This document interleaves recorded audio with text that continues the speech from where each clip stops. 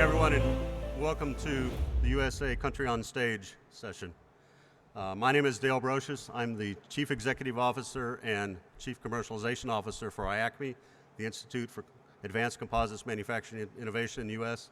We're the leading R&D consortium in the U.S. for composites, working closely with leading universities, national labs, and a large contingent of industry partners to work on clean energy, sustainability, and growth in the composites industry. I'm pleased to be the moderator for today's session, the MC, as you might say, and pleased that we've got a nice audience in front of us. I want to first thank the U.S. Embassy in Paris, particularly the U.S. Commercial Service, who are sponsoring this event, and we expect to have a very robust discussion. We've got the leaders of two of the main associations in the U.S. to speak to you, as well as 5 companies in the materials, machinery, and composite part space. So whether you say composite, composite, or composite, you know, it's all the same thing to all of us, and we know that what we're working on here. So with great pleasure, I'd like to introduce our first speaker is Scott POZIL. He's the Regional Senior Commercial Officer for the U.S. Commercial Service and the U.S. Embassy here in Paris. Scott, please come on stage.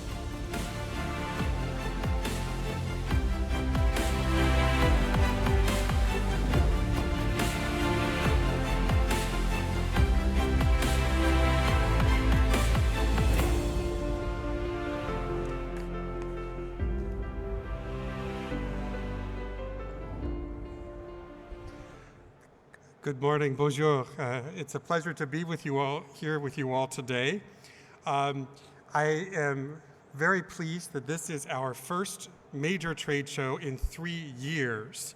So it's so wonderful to be back here in person with all of you, especially at JEC, which is such an important event for us and I know for the US industry here. And I also want to gloat a little bit because we have our largest US presence ever at JEC World 2022. So I'm very, very proud of that. So just a very quick word about the US Commercial Service. Our job is twofold. We support US companies that want to export their goods and services overseas in markets around the world. And we also support inbound investment to the United States through our Select USA program. And we do our work in many different ways, but the most important thing that we're able to do is we're able to bring together business people. That's what we do. And at this trade show, that's exactly what we are doing through our USA Pavilion in support of our US companies. We're bringing them together with potential business partners, buyers, distributors, and end users. That is the value of what we bring to the table. So we're very pleased to be doing that here and in all of the work that we do, whether it's trade promotion or investment promotion. I want to talk a little bit about sustainability. That is a big theme of JEC Worldwide, of JEC World, and it's very important to us. And it's one of the main pillars of the Biden-Harris administration. You've heard probably a lot about climate change and the focus on sustainability. I just want to review a couple of items with you which I think will be important. And I'm doing this because all of the US companies that are here are supporting this through the products and the innovations that they bring to the table.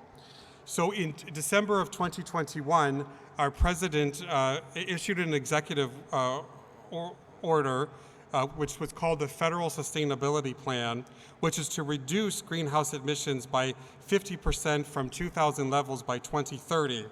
And that involves several things, creating a carbon pollution-free electricity, zero emission vehicle acquisitions, net zero emission buildings, net zero emissions procurement, net zero emission operations, and climate resilient infrastructure and operations.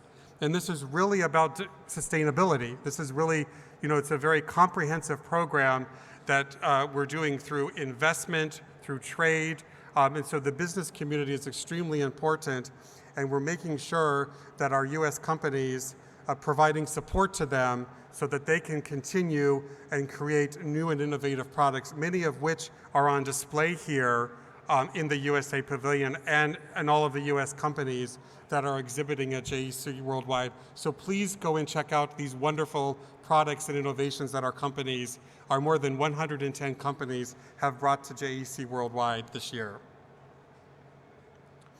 I mentioned to you Select USA.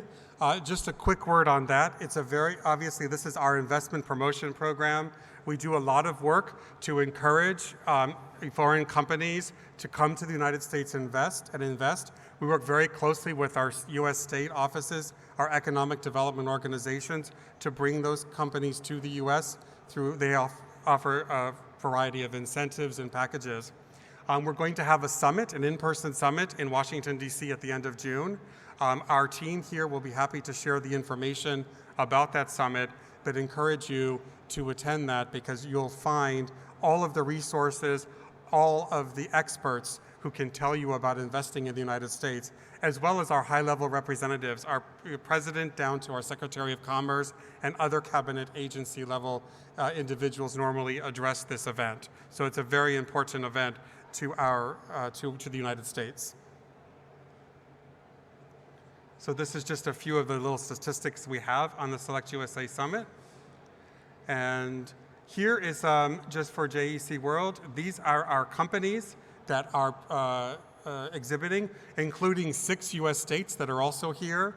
I'm not going to name them all because I'll forget one, but you can see them here listed.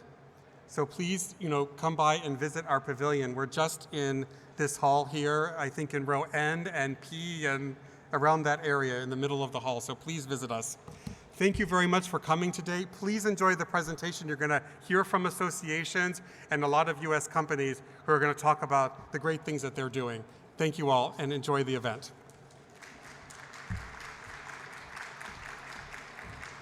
Thank you, Scott. I appreciate the excellent introduction to our program today. We're going to move on to a couple of speakers that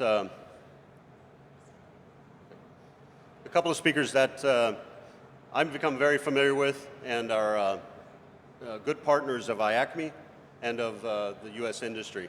The first one is the American Composites Manufacturers Association, and I'm pleased to introduce Madam Cindy SQUIRES, the Chief Executive Officer of American Composites Manufacturers Association. Cindy?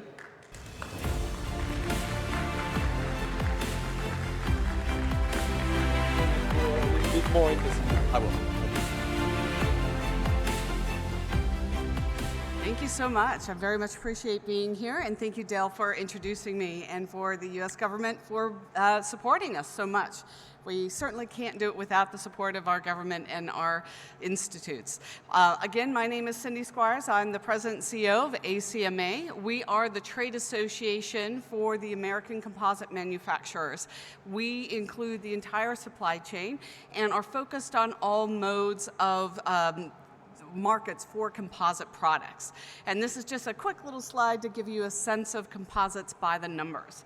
Also, just to tell you a little bit about ACMA, I joined in July and immediately started a strategic planning process where we took a look at what are we doing and how are we supporting the industry.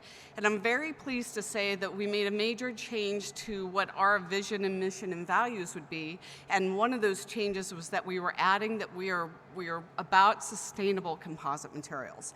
And so by adding that word to our mission statement to make composites the sustainable material of preference, that is really directing our activities and how we're going to be moving forward to support the industry. And it is a pretty significant change for us. The other things we did is we looked at our policy goals, and included in those goals is to make sure that we are supporting and promoting composite circularity solutions, and we use that very intentionally, as well as help our members with climate impact data. And we consider that to be absolutely critical in order to have access to the global market. And in particular, with some of the changes the Biden administration is putting in place, as an industry, we have to be prepared.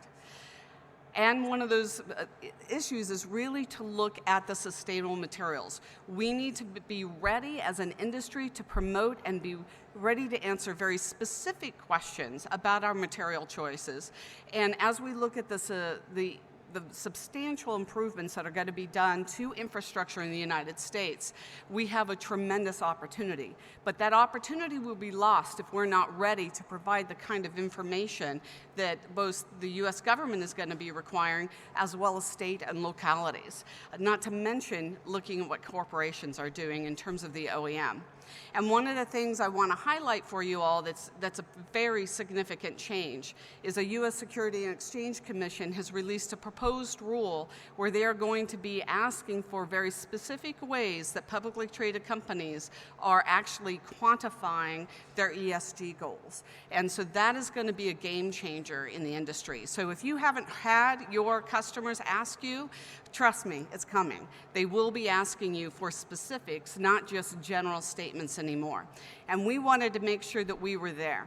So when we think of sustainability, we're looking at not only the climate impacts, and that's looking at that cradle to gate, which is easier for a manufacturer to do, but as an industry, we have to start to look at gate to grave. And that's where we have a fantastic story to tell, but the challenge we're going to have is quantifying that story. We definitely have challenges and opportunities in terms of circularity. We're going to have to build an entire system and be very thoughtful about that. But as an industry, we also need to look at our environmental, social, and governance goals as well. And that gets a little bit to what the SEC is doing. But this is the trends in the United States as well as globally. And this just to get you a little bit into the details of that, one of the things that we're going to have to figure out as an industry, we know our products last longer. We know there's a good story to tell, but we have not yet gotten to the point where we've got good quantification of that. And that is the kind of thing that as we go forward, we really need to be laser focused on in making sure that we don't just have a good story, but we can tell our story as well. And one of the things that we decided to do at ACMA recently is to really move forward on our climate impacts project. That project, the launches, just actually meetings started last week and this week. And what we're going to be doing is updating a life cycle inventory that we had done for our industry a number of years ago. It needs to change. We have new inputs. We have completely different profiles for our industry. We'll be helping our members develop model life cycle analysis. We'll be developing an online LCA tool that our industry members will be able to input the specifics of their particular project, and then out will kick the LCA information that they need. And then we will be working as an industry to develop a product category rule that will make it possible for our manufacturers to do what is very critical in order to access this market, which is to have an environmental product declarations for their specific products. Now, we're doing this because we are very concerned that the entire procurement space is going to be changing and is going to be asking for this information. And our competing materials are farther along than we are. And I am worried about small to medium-sized business being able to actually help them do this so that they can actually answer these questions. And this is an example of what it means. When you start collecting this kind of information, you do this analysis and you start to be able to make some differences and look forward to what changes can you make to your production processes and how can that handle it. So for this, like I said before, we're interested in cradle to grave impacts. We're going to be partnering. We look to partner with IACMI in the future, and we look to partner with the U.S. government so that we can do better quantification. So with that, I'll end my speech, let you know we have a number of tech days that we've done in the past, and we encourage participation. And then also we are very pleased to partner with the speaker you'll be seeing next from SAMPE to produce Camex. And we hope to welcome you to Anaheim, California in October. With that, thank you very much.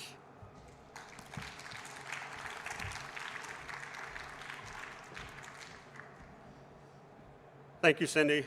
ACMA is doing great things for the industry, and I think the forward thinking and work that you're doing, particularly around ESG and sustainability, is super important, not just in the US, but for the globe as well. And so, obviously there will be opportunities to collaborate internationally, and I know that ACMA is already doing that.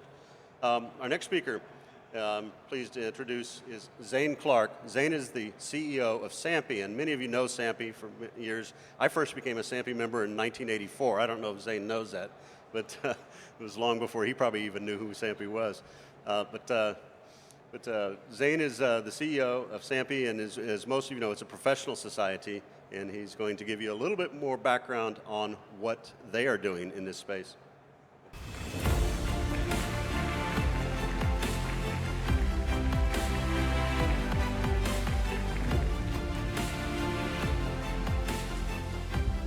All right, welcome everybody. If I was better at math, I would do the age regression from what Dale was in 1984, but I will spare him that.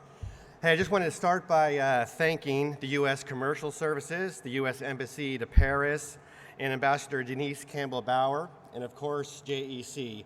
It's great to be assembled back here in Paris. A strong JEC really does make for a strong industry. This whole conversation around sustainability and innovation has really changed over even the last couple of years. The whole dialogue around it is rapidly progressing. And in fact, by the year 2050, many projections are that the world population will increase by 50%. The global economic activity will increase by 500%, and energy and material use will increase by 300%. So what is happening here is you're having a conversion of social, economic, financial, and political pressure that is really demanding that the industry change, right? And what's happening with that is we're seeing that this shift is creating an industrial revolution where companies, in order to compete, are really going to have to focus on sustainability as a new business model that will drive the way we do things and evolve the industry. The role of materials in that space is going to be critically important, right? From extraction to design to reuse and disposal is going to be fundamentally important that we figure out as an industry not only a way to adapt, but a way to lead. And there's three key areas that we must address if we're going to lead as an industry. The first is promote. We need to promote efforts to manage materials in the life cycle basis, right? We talked about that, you hear a lot about that, but that's going to be extremely important as an industry that we address that area. The second area is we need to build. We need to build a capacity to manage materials into the future. And the third, and I'd say the most important bucket that we must address as an industry is the need to accelerate. We need to accelerate the public dialogue and create a true generational shift in mindset in how we conduct business and how we manufacture, distribute, and conduct everything that we're doing, right? But this must be done collectively. We can't do it in isolation. We can't do it in segmented fashion. We must do it collectively. And that's going to require a collaboration between academia, industry, and government. And at the core, that's really what SAMPE represents and embodies. If we go back to 1944, a couple years before that, 1941, the U.S. entered World War II. And at the time, FDR was president, and he contacted and contracted Donald Douglas to build this massive coalition of aviation manufacturers to support the war effort. And what they soon realized was that we have a big issue with material scarcity. And so what nine aerospace professionals came together with representation from Lockheed, Air Research, Douglas, North American, and Northrop, and they realized this group of individuals, if we can exchange information, network, we can address common problems. And from that humble beginning of just 9 people, they contributed to the effort that helped coordinate 2 million workers producing 300,000 airplanes in a period of just 4 years, a feat that is still unparalleled to this day. And that's who SAMPE is from the very beginning. So as we tackle the challenges ahead of us, this is something that we need to do. So from 9 individuals, we now have representation across the globe, 5,000 members, 40 countries, and 7 major regions. So what we do is we bring people together to have dialogue, to have conversations, to exchange information, to push innovation that will drive the industry forward. Right? We do this at our spring conference happening in just a couple weeks, right? SAMPE Charlotte. We do this in January at our Material Innovations Forum, a very focused environment for leaders and influencers to come together to push the envelope to move things forward. We have an online platform that creates a dialogue in between in-person events where people can exchange information and collaborate and build their network. Think of it as an online directory for the M&P community. It's a tremendous resource. And of course, with our good partners, Cindy and ACMA, we produce North America's largest composite and advanced material show, CAMX, which is happening this year in Anaheim. So we hope to see you all there. That is a tremendous environment to come together. So if we can build this community to exchange information, to network, and address common problems of sustainability, we will change the way the world is made. Thank you.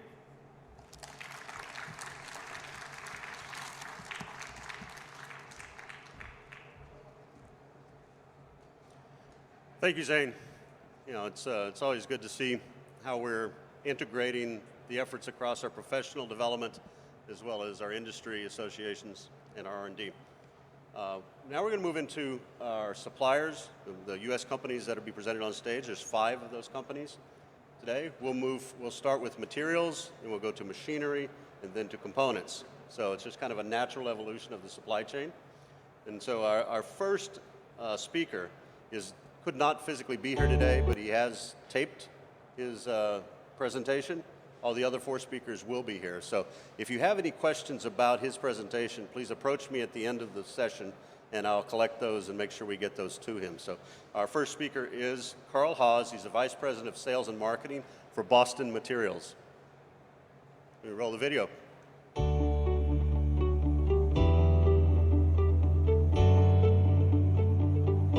Founded in 2016, Boston Materials is a composites company that is enabling the manufacturers of industrial and consumer products to break through their design trade-off with new and novel materials. Our patented Z-axis fiber technology is a lightweight material that has an extraordinary ability to diffuse energy, be it from impact, heat or electrical surge, and acoustic, just to name a few. As such, Z-axis fiber is a constituent in every material we make.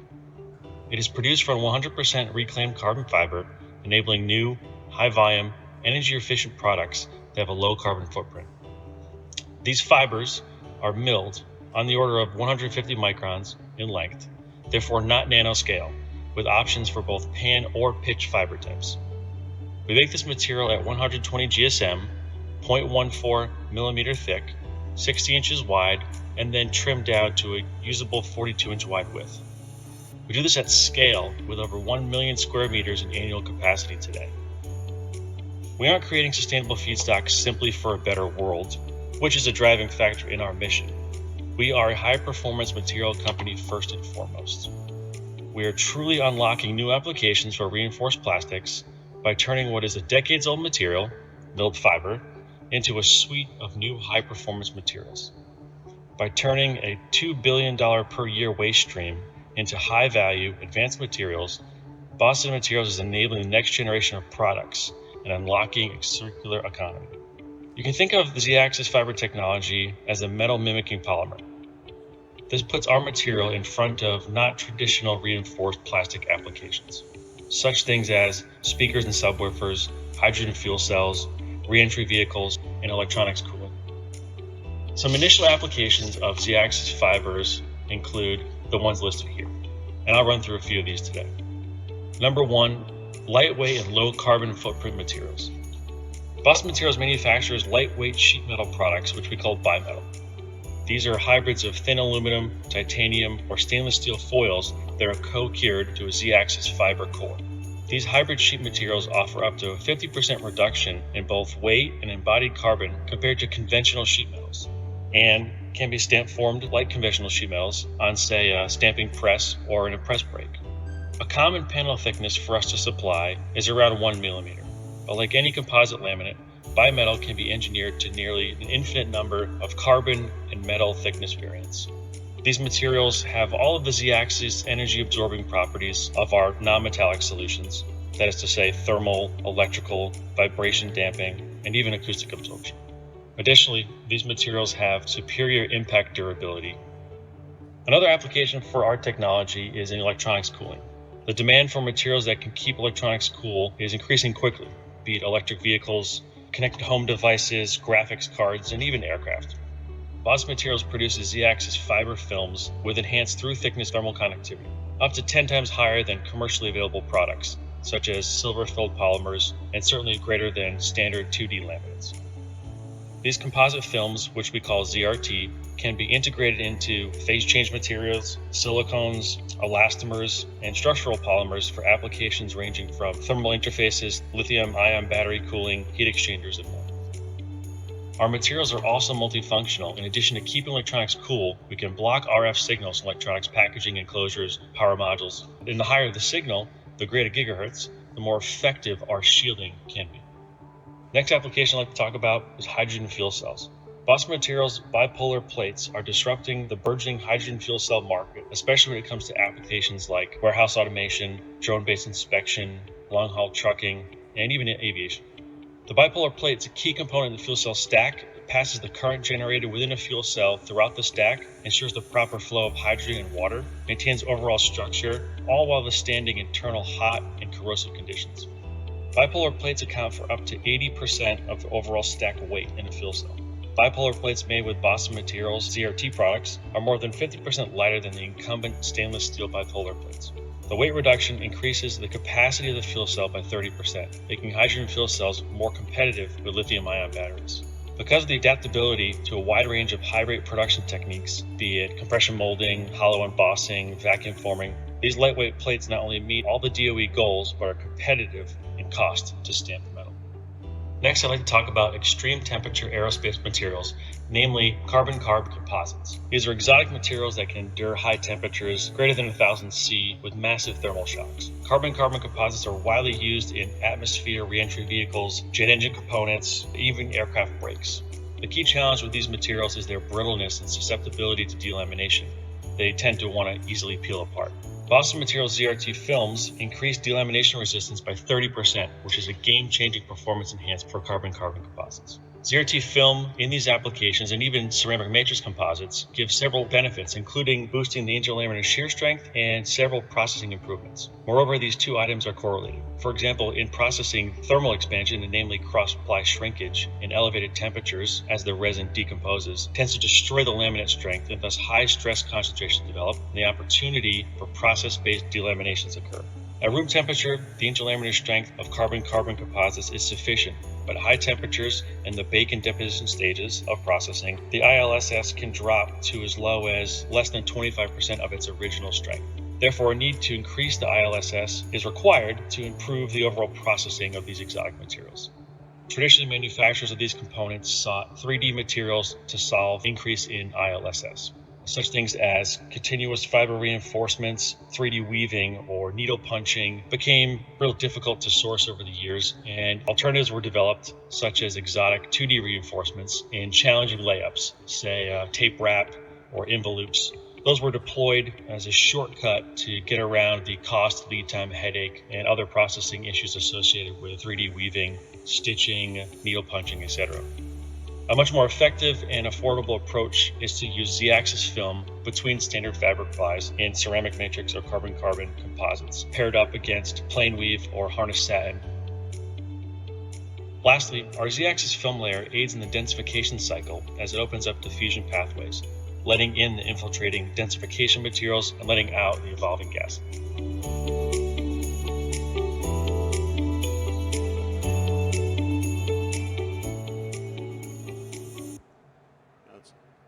I guess give a round of applause for Carl. He obviously put a lot of work into that, and it's a great presentation. And I think one thing it shows is that recycling of carbon fiber, recycling composites doesn't always have to be in downcycling. If you look at those applications, those are high value applications that those recycled fibers are going into. So that's a very, very important thing. And again, Carl is unfortunately unable to be here this week.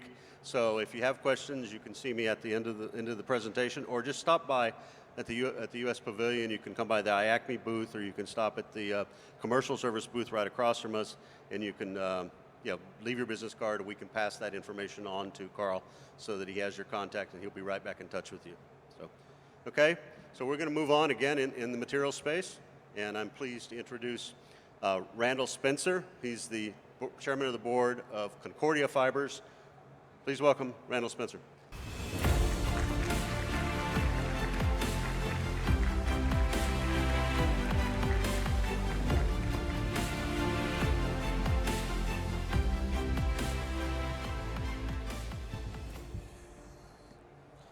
Hello, everybody.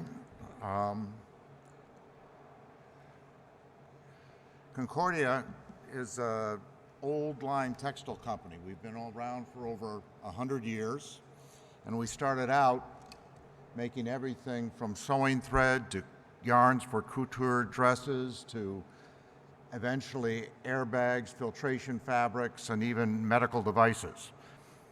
Today, we have plants in Mexico, our original plant in the United States, which looks like a textile factory, and a plant in Mexico.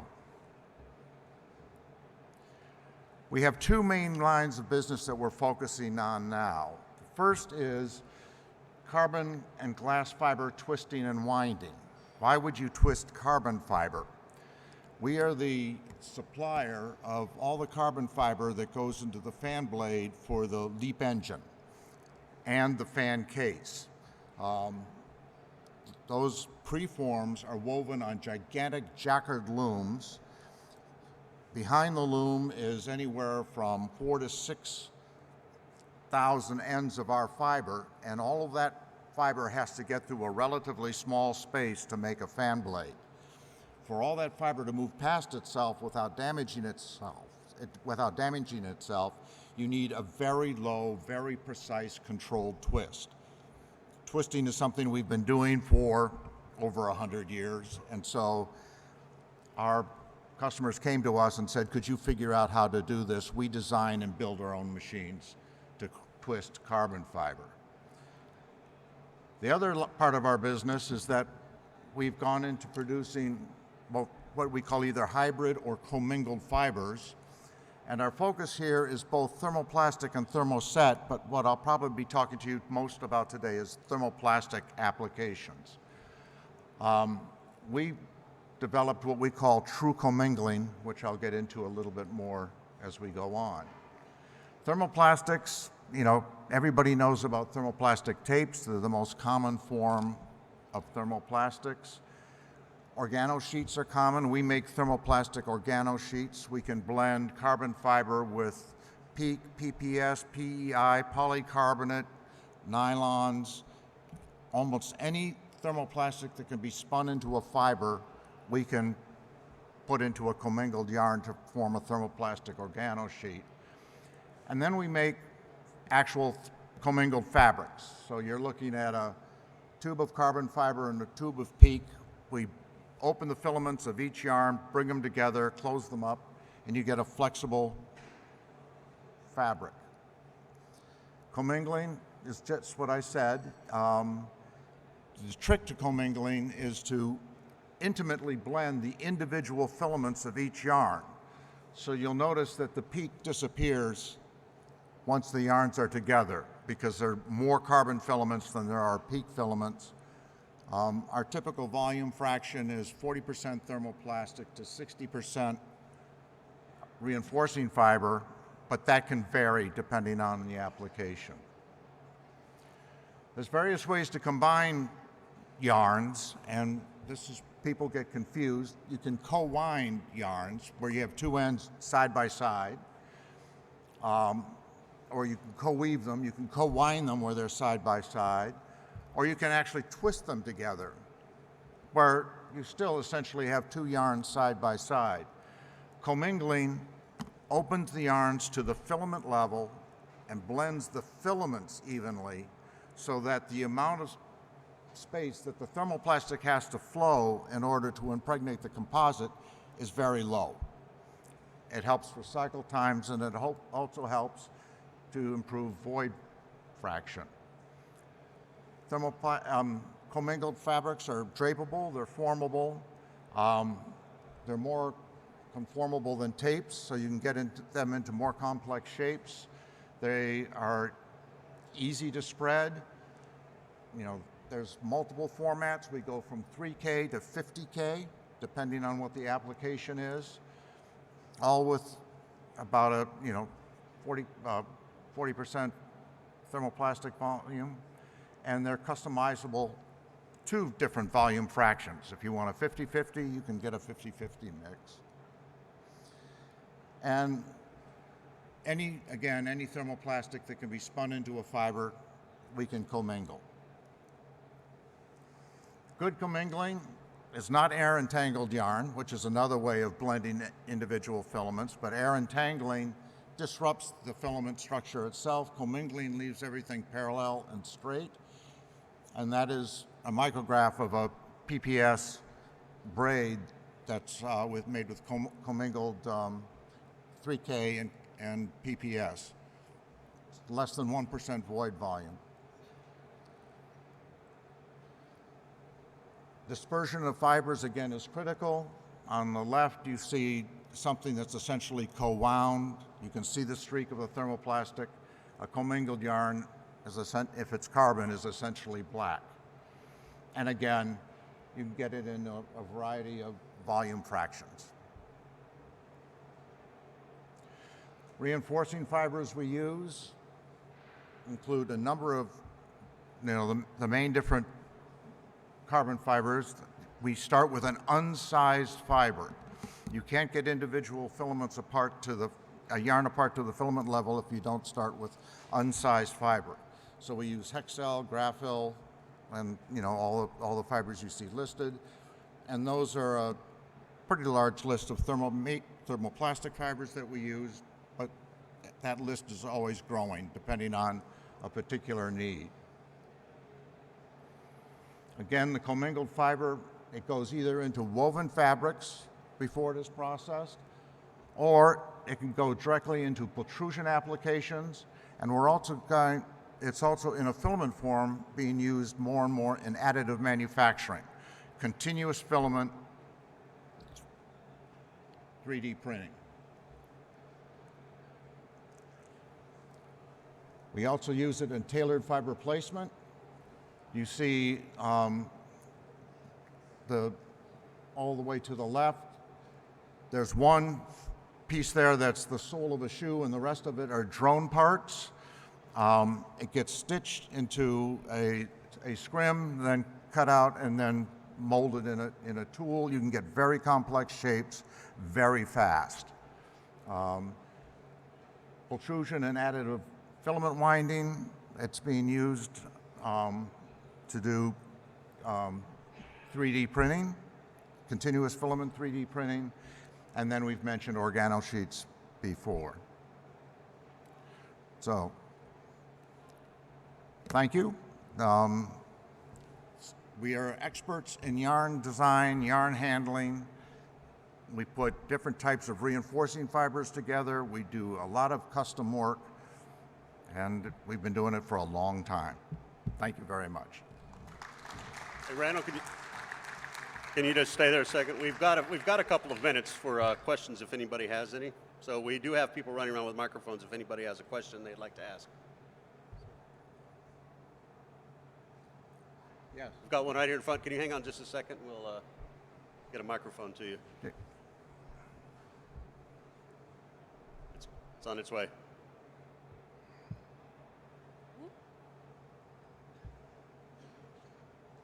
It's up here in the front row. Yeah, hi, my name is Friedhelm Scholten. I'm the co-inventor of a new technology who got the Innovation Award here this year in the machinery division. My startup company is Fibre Works.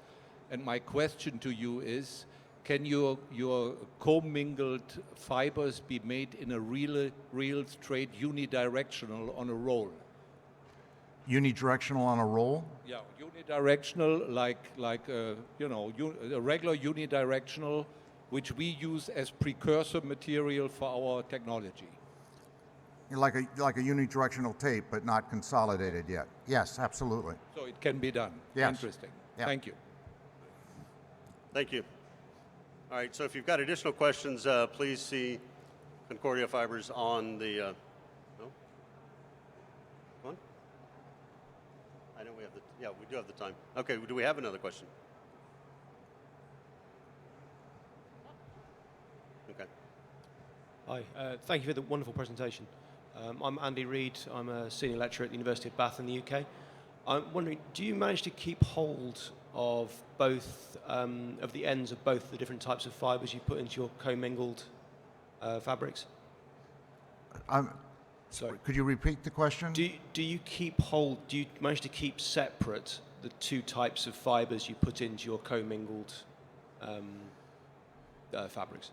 Well, they start out as separate.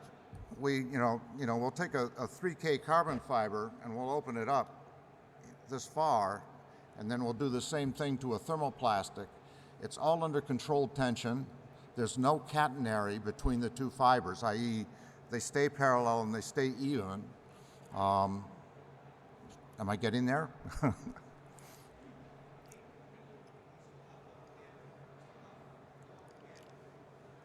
I'm sorry, I can't hear you. Oh.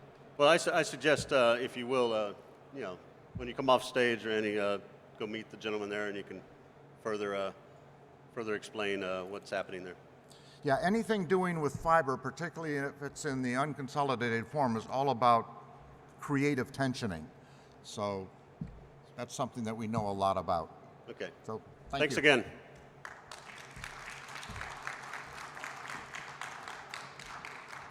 Okay, we've gone from materials. Now we're going to go into machinery for composites. My pleasure to introduce Stefan Zweidler. He's the partner and director of technical sales and marketing for Accudyne Systems.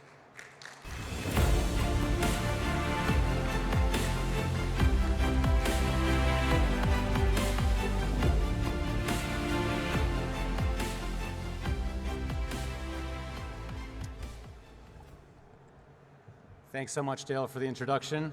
And thanks to all of you in the audience today for your attendance at the USA Country on Stage event.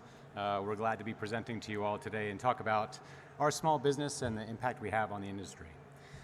As Dale said, I'm Stefan Zweidler, Director of Technical Sales and Marketing at Accudyne. And today I'd like to talk to you about realizing innovative solutions for sustainable composites manufacturing, automation, and beyond. Let me begin with a brief background on our company. Accudyne Systems was founded in 1996 in the state of Delaware and has enjoyed steady organic growth over those years.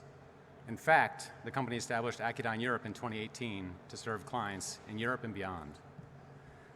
Accudyne staff have a broad range of experience with depth of knowledge in their specialty area and breadth of knowledge across other engineering disciplines. At Accudyne, we focus on the necessary innovation for each project rather than trying to reinvent the wheel, which means that our equipment solutions are really a first-of-a-kind capability for our clients. We employ efficient manufacturing processes to improve component lifecycle sustainability, and that's what we're here to talk about today. The team at Accudyne Systems has quietly been and diligently working, mostly in secret, for the past 26 years on some amazing automation projects. Today, I'm going to pull back the curtain a bit and show you inside. Typical of an engineering firm, we have decorated our office with artwork and images of our past work, and we even have a proper cubicle farm for our staff, as you can see, complete with a pride wall highlighting our inventions that have received patents. Our conference room space, complete with whiteboards, of course, is where the magic starts. And our collaboration corner is where these ideas grow into concepts that are brought to life in our 25,000 square foot fabrication and assembly space. With an in-house integration lab, we develop these ideas into novel solutions for our clients. And we've also been known to have a little bit of fun every once in a while.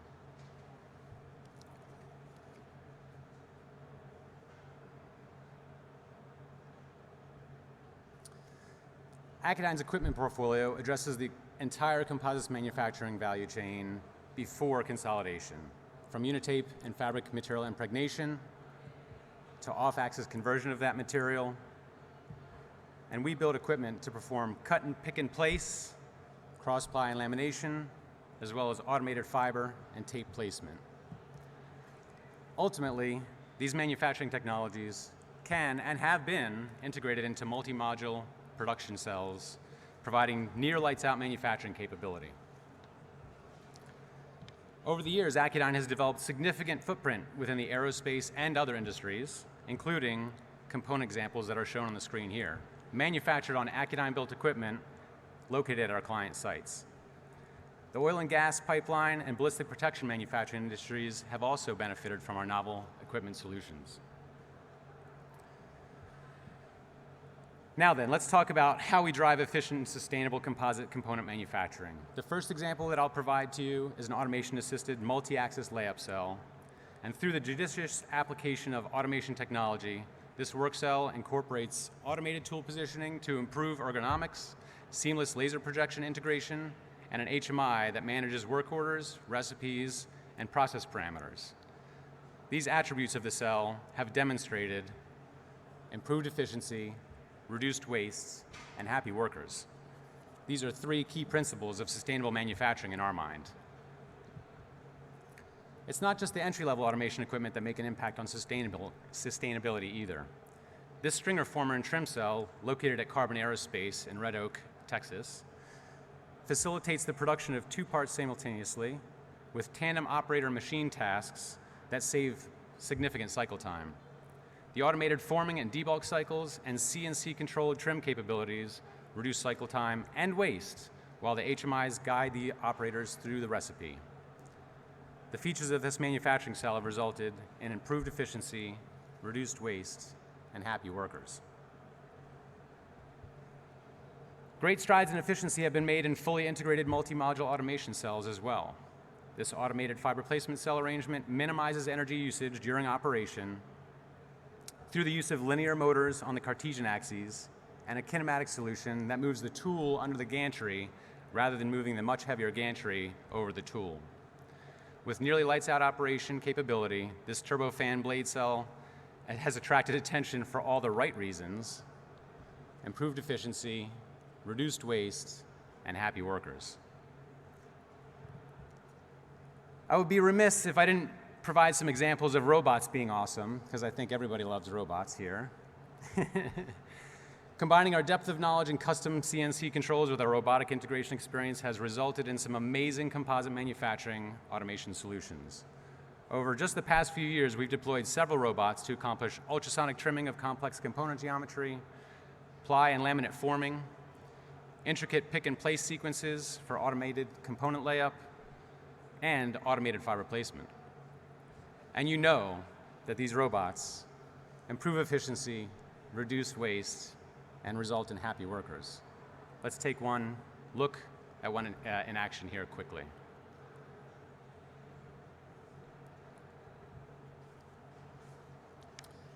In closing, I want to thank you for your attention and interest in Accudyne Systems. I look forward to answering any questions that you might have. We've got a couple minutes left. If you don't ask questions here in the forum here, you're welcome to visit us at booth R31C. It's right up the our aisleway here in Hall 6. And there's plenty of us to answer your questions and get nerdy with you. If you have a wonderful JEC experience, I'm sure the staff would love to hear about it, and I wish you a safe travel home. Any questions that I can answer for you now? Yes, do we have any questions? Please raise your hand, and we'll have a microphone brought to you. I really like the happy workers part. That's a very important part of sustainable manufacturing, because employee turnover can be very disruptive to especially aerospace part manufacturing, in addition to other material and machinery issues. Yeah, I bet the robots are happy too. Yeah. Okay, do we have any questions? If we don't, we'll move on. And thank you, Stefan. Excellent. And, thank you very much, everybody. Please go to Accudyne's booth and our stand and see their great offerings. So now we get a good transition. It's kind of machinery and components, and it's a very novel technology from orbital composites, orbital composites, as Amolek Berisha. Please welcome Amolek.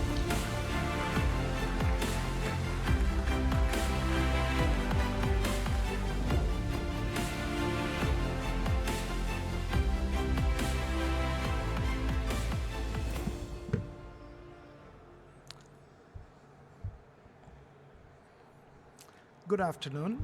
My name is Amolak Padesha. I'm a CEO at Orbital Composites. So as I get started, first thing I would like to share is, why are we here? What drives Orbital Composites? And I would like to share a brief video about our vision.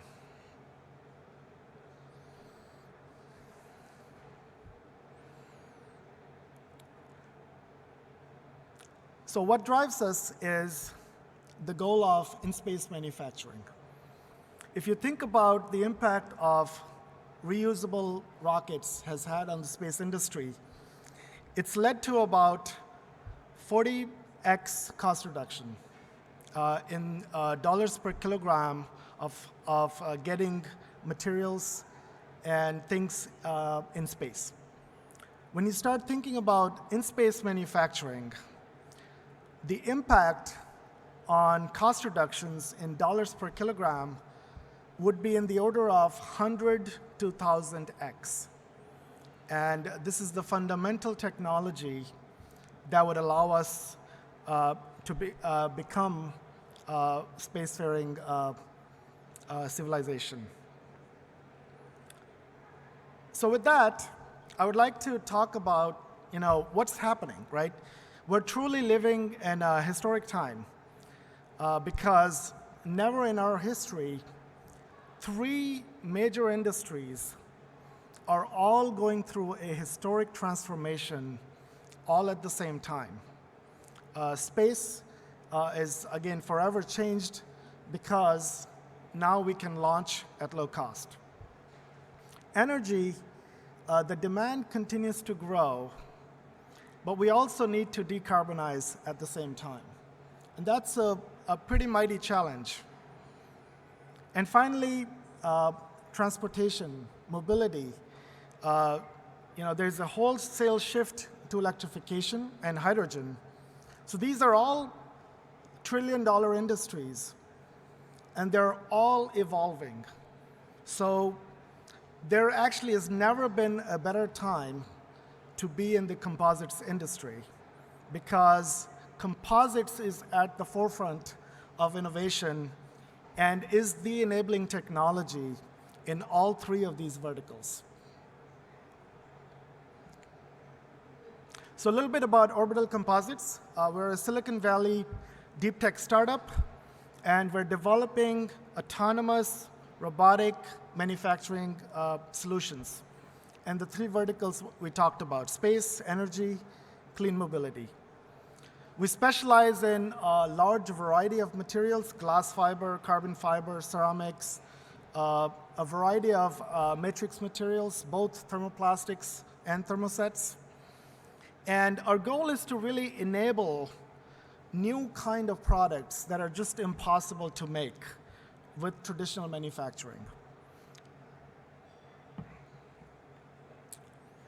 So we'll talk about how do we move the state of the art forward. And this is where multi-robot continuous fiber printing is really fundamentally changing how we think about composites. And I'd like to talk about this through a story. And it's a story of a shoe. This is a high-performance bike shoe that I'm holding in my hand. So a while ago, our customer on this company called Lohr called me out of the blue. In fact, he called everybody else in the industry. Nobody picked up the phone. In the first call, we spoke for hours, actually. And there was deep passion in the customer because what they wanted to do was something very challenging, because they want to do a mass customized bike shoe. Not just any bike shoe, extremely high performance bike shoe, but each shoe is custom. So the idea is that you can scan your foot with your phone, and we will print a custom shoe. Now, the enabling technology here is 12-axis continuous fiber printing. This is where we have 2 6-axis robots working together and making something that is just really not possible traditionally. Now, notice that what I've highlighted here in bold is actually the outcome, not the process itself. Because what we care about, we can develop all kinds of machines and processes and tools, but what matters in the end is what does the customer gain out of this? And what the customer gains in this case for this shoe is breakthrough performance. And I don't want to steal their thunder, but all I would say is you gain more performance with this shoe as compared to doping. So this is the right way to go.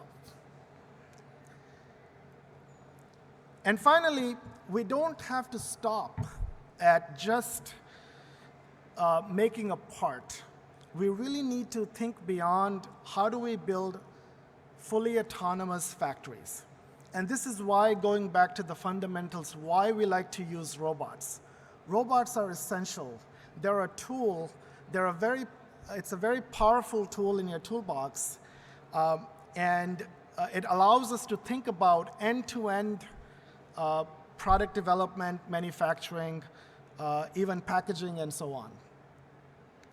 And I like to share this quote from our customer because, and this is exactly, if there's anybody here in the audience who is stuck, wants to develop next generation products, and is looking for a partner in manufacturing that will just break all the rules, then we're the right match. Please reach out. So the story of this, the shoe continues. So this was a nice marketing piece. You know, the customer brings all the camera crews. We take some nice photos, and everything looks great. But now we have to make it happen, right? So this is the video showing how we use collaborative robotics to lay the fiber in any direction that you could imagine.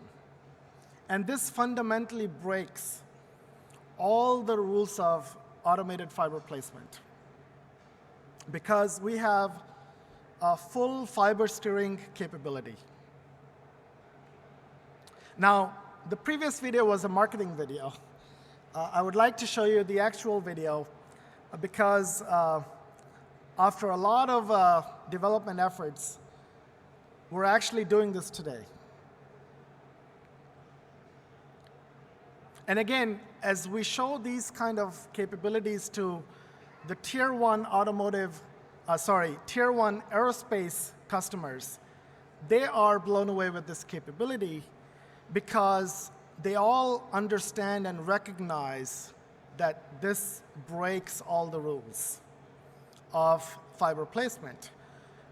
So it's an interesting thing because you have a prosumer technology that is actually getting ahead of the tier one aerospace technology at the cost, at the scale, at the level of disruption, and this is where things get very interesting. So with that story, let me step back and tell you a little bit more about what else are we up to. So the machines that were in use, these are our robotic printing systems called Orbital S. It is actually shipping today to customers, primarily in the US, but we have some customers in Europe as well. So the first system is about 1 meter scale. We can actually go bigger, 2.5 meters is possible with the same platform. But then we also have a larger platform called Orbital F. And this is what we call a 10-meter class platform. And 10 meter is, again, not a hard limit, but much larger. It's an order of magnitude larger. And with that platform, we're looking at printing very large structures. And we have a project with US Department of Energy to demonstrate mobile, on-site, 3D printed wind turbine blades. And that system in the future will scale into much larger systems. And finally, we have another product line which we call AMCM, Orbital Manufacturing Compression Molding. And this is where we combine the best of printing with the traditional fast cycle automotive style manufacturing. So we can actually achieve aerospace quality with automotive cycle time and cost. Several of these machines are being deployed at various universities, national labs, and some Department of Defense customers in the US. We also work and really like to partner with our customers on developing breakthrough products. And so we provide manufacturing as a service, where we go all the way from initial design, topology optimized continuous fiber products, to prototyping, and finally to high volume production. We're based here at booth 6P32F, and let's together raise the standard. Thank you.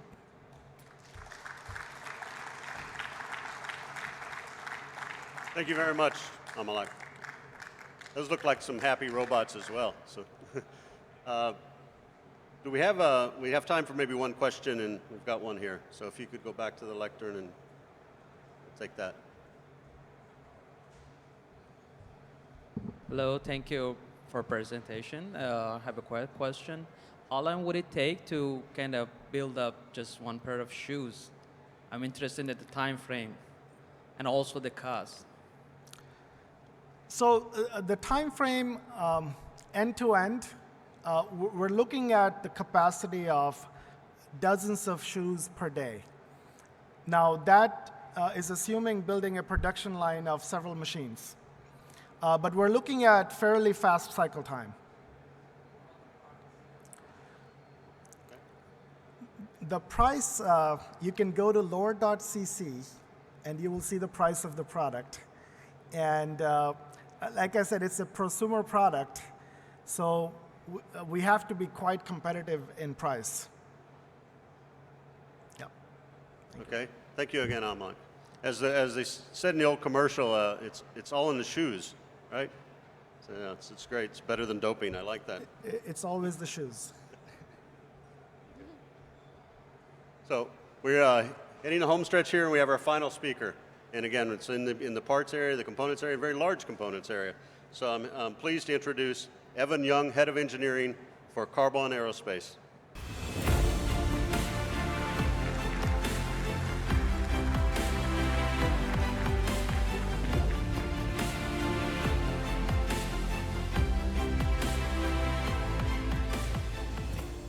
All right, good afternoon all. Thank you for attending the JEC Country on Stage event.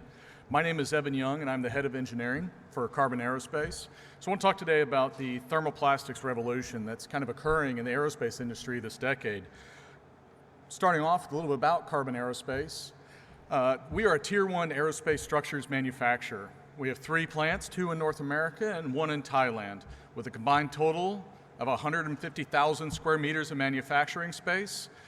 We have the capability basically of being a consolidated composites manufacturing facilities. And what I mean by that is that Rayong, Thailand can build small, potentially labor-intensive products, building into Milledgeville, Georgia, where we actually do small, medium, and large composite structures and assemblies, and then building all the way up to the scale of which we do in Red Oak, Texas.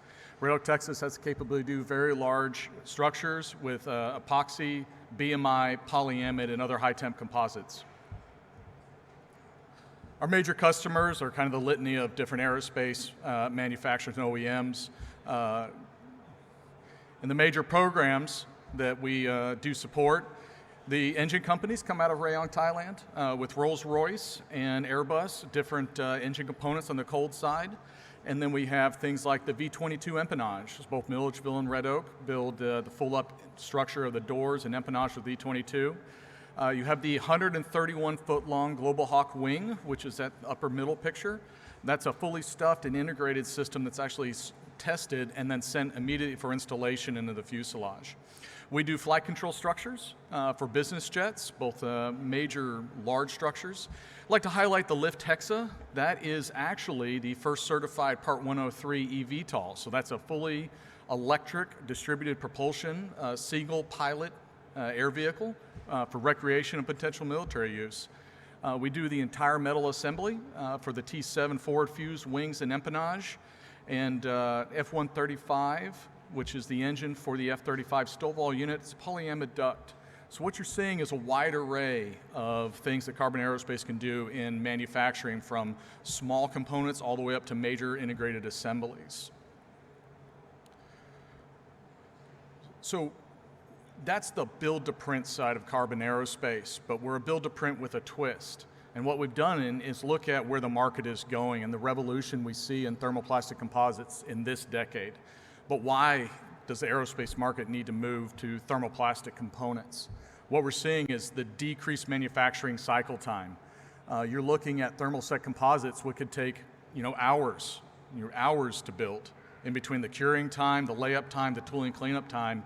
And then you see that thermoplastic structure, continuous carbon fiber thermoplastic structure that would be primary aerospace components, you could build those in a matter of minutes. So why not look at this material system to see if you can bend the cost curve? You make that next generational step in aerospace manufacturing and materials technology to truly revitalize aerospace manufacturing in some of the emerging markets that we see in urban air mobility, as well as space applications where we could actually use this material system to truly take that next step. We have weight savings opportunities with the material system. We're looking at thermoplastics for things that have different material properties than thermosets, and we actually see a significant benefit of designing in thermoplastics primary structure from day one. And the biggest thing that has already been highlighted by my other presenters is recyclable and sustainable. The thermoplastic material system is fully recyclable. So imagine being able to manufacture an entire airframe, and then shortly thereafter, when it's met its useful life, being able to recycle that airframe and to use some potentially other components, whether they be structural or non-structural. And then what we're seeing was the volume increase in different markets in aerospace. The material pricing improvements that weren't there 2 decades ago are really there now. So combining all this ecosystem together, we're seeing this generational leap in aerospace structures technology, driving a cost curve improvement in manufacturing to truly be able to invigorate what we're doing the latter part of this decade. So kind of what does that look like in manufacturing? What we see is this legacy assembly methods. If you're in aerospace manufacturing here, you know what I'm talking about. This giant monolith of assembly jigs that pulse down this assembly cycle. It's a very legacy method. The bottom left-hand corner here has an image from the 1940s. And then today we're doing very similar thing in thermoset composites. We've made the iterative adjustments in thermoset composites in order to really optimize them for the performance in manufacturing and use. But really, where is this industry going in the future? You're looking at urban air mobility, where you're building thousands of air vehicles per year, where the highest rate manufacturing in aerospace right now is a few dozen to a limited 100 per year. So how do you take the thermoplastics manufacturing, the thermoplastics material system, and really develop that into a manufacturing change in our industry? So aerospace changes with this digital and manufacturing approaches, and what we're seeing is that digital thread, Internet of Things, and artificial intelligence and planning and operations and the industrial engineering aspects of that leverage in with manufacturing 4.0, where the future factory, a more agile and adaptive factory. So what we're seeing is saying, okay, just like automotive does, where air vehicle 1 or airframe 1 is going down, the next thing in production might not necessarily be the exact same thing. How do we take giant manufacturing plants in aerospace and adapt them into many different platforms near the same assembly line? So you reduce the scope of a manufacturing plant's just capital fixed, monolithic budgets, and reduce the footprint to make that sustainable technology and thermoplastics a real thing. So merging all these things together, what Carbon Aerospace has done is we've invested in 2 key technologies in thermoplastics. The first of which is induction welding of unidirectional tape. We really looked at the industry and said, yes, we're seeing thermoplastics come. And a number of years ago, we said, what could we do differently? We're not going to boil the ocean, but what could we do as a differentiator?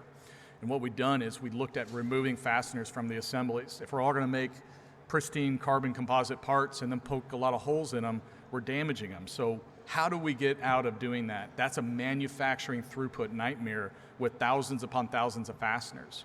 So next time you get on a commercial jet when we all leave here in a couple days, take a look at the outside of that jet when you're going through the walkway and see how many fasteners are in there. What happens if you remove those fasteners from the assembly?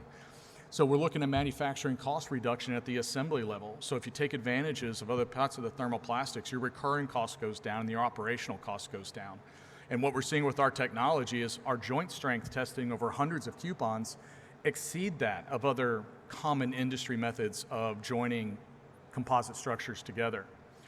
So we're essentially at TRL5 for this technology. We're ready to take launch platform applications and really design this into next generation structure, whether it be any of the aerospace submarkets.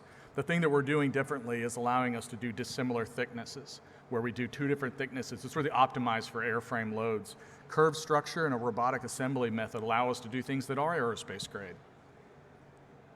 A little bit overview of that when I talked about the joint strength. We've done hundreds and hundreds of test coupons and we said, what are the process parameters? Is this a very niche process where it has to be tightly controlled? And the answer was no. We have a process parameter, a wide array of temperatures, and our joint strength is right at the baseline co-consolidative autoclave, where we said that's our goalpost. And then we evaluated that joint strength versus typical fastened and co-cured methods. And at the end of the day, we saw that across a wide array of dynamic assembly methods and process temperatures, our technology could be done in an environmentally open area, not necessarily in a clean room, and still meet joint strength requirements for typical airframe design. So pivoting on that piece of about what other technologies we can implement, this is an electrothermal icing protection system, and because that's a mouthful, we went ahead and branded it as Helios Ice Protection. So Helios Ice Protection is an embedded carbon heating element in a carbon laminate that would be replacing legacy, almost 100-year-old technology in icing protection. It's amazing the amount of icing protection that is on any aircraft that's flying today. And what we're talking about doing is take that next generational leap. This icing protection solution is very power efficient, really enabling the electrification of aircraft that's been talked about in this discussion. At the end of the day, we've been to the icing tunnel 5 times to really vet this. Does this look like it's a technology that was something that we could put on to standard airframes, or is this a new design technology? And the results is that this is a retrofittable technology that we could put into anything. So part of those 5 tests, this is a video, so this is a fully encapsulated leading edge. And the video is about to play, and what you're seeing is about just shy of 4 millimeters of ice. And when the system turns on, you're going to see how short it takes to rid it. So the system just turned on at about 2 minutes and 5 seconds. And what you're seeing is the ice just melting right off. We're basically boiling the ice underneath there, and it's flying off. And then what you see in the substrate is actually the leading edge. So what you see is in 10 seconds, you're ridding the entire 27-inch long leading edge of an icing test article of all the ice. And that amount of ice impedes the airflow over the wing airfoil. And at the end of the day, that's the thing that's going to keep us safe as we move forward with different types of technology like this in electric air vehicles. I will say the amount of power, a lot of people ask me how much power does that require? Well, that right there uses less power than a hairdryer. I don't have a lot of experience with hairdryers, but at the end of the day, you can see that it's a very power efficient solution. So overall, aerospace manufacturing has taken a pivot this decade. We're looking at different material systems to enable a generational leap, a sustainable material system, something that we could take advantage of to lower the recurring cost, improve the weight savings. So if you care to, please visit us at booth 944 over in the US Pavilion. I do want to take a second to thank the US Embassy Paris staff for being such supportive entities for us and to host this event for us. So thank you, and I'll take any questions.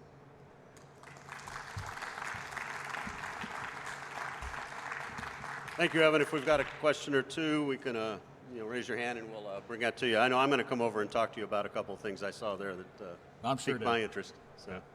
Oh, hello. I think Kathy Desmarteau with JEC Composites magazine. I was curious about the de-icing development. Are there heating elements integrated into the thermoplastic composite? So your question is the heating element integrated into the thermoplastic composite? The answer is yes.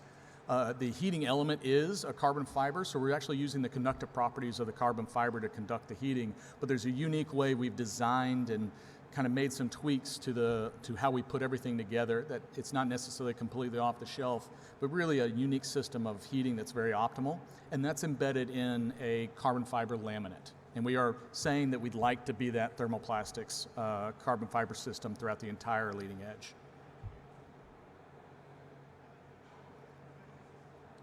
Okay. Hi. Yes. Sorry, Andy Reid again from University of Bath. Do you ever see a time where parts will be relifed rather than recycled? So if you take a thermoplastic part, like part of a wing section or whatever, and just sort of recooked it to remove cracks and that kind of thing? So your question is about the re-life or reuse of thermoplastic parts rather than recycling.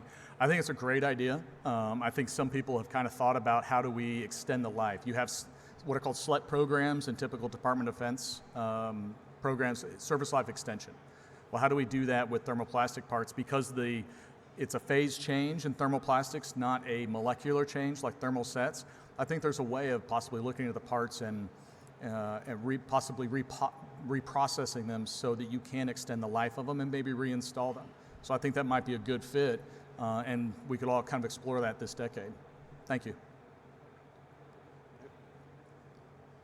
All right, we've reached the end of the session. I want to say thank you to all of our speakers, to ACMA, to SAMPE, to the 5 companies that presented, and of course to the U.S. Commercial Service. I want to say a special thank you to Stephanie Pencol and Rosemary Faria, who put this together, and to Scott POZIL, who introduced the program. I also want to say thank you to all of you for staying through this session and listening to us. Please visit us straight up the aisle, and we'll be more than happy to entertain you. And I'll make a pitch for 4:30 today, right? Yes, at 4:30 today, a reception on the US Pavilion, so you can come have some refreshments at the same time that you're picking the brains of all these great exhibitors. So thank you again. Please enjoy the rest of the JEC World. It's great to see everybody back in person again. Thank you.